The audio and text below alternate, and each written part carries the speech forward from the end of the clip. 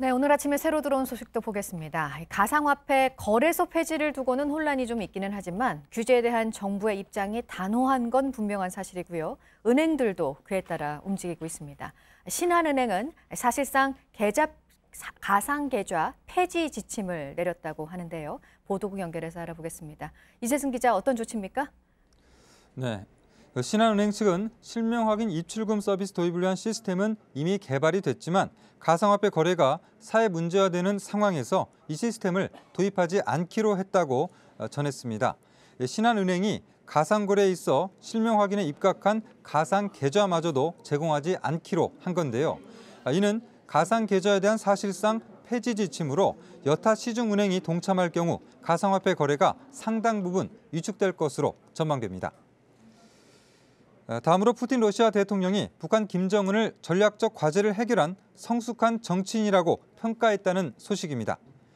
푸틴은 러시아 언론사 대표들을 만난 자리에서 새 한반도 주변 정세를 어떻게 평가하는가라는 질문에 이같이 밝혔습니다. 푸틴은 이 자리에서 북한의 핵 보유를 사실상 인정하는 발언을 한 것으로 알려져 논란이 되고 있는데요. 그동안 푸틴은 북한의 핵 보유 취지를 옹호하면서도 핵 보유 지위는 인정하지 않아왔습니다.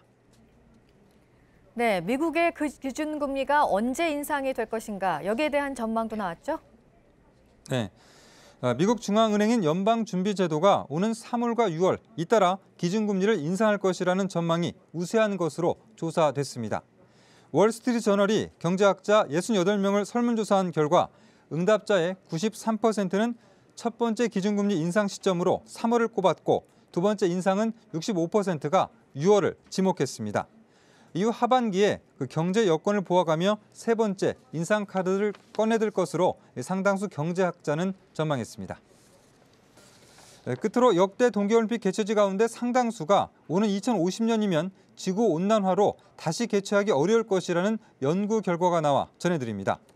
뉴욕타임스의 보도에 따르면 캐나다 온타리오 워털루 대학의 데니얼 스콧 교수는 역대 동계올림픽 개최 도시 21곳 가운데 9곳이 온도 상승으로 2050년이면 동계올림픽 개최가 어려울 것으로 봤습니다.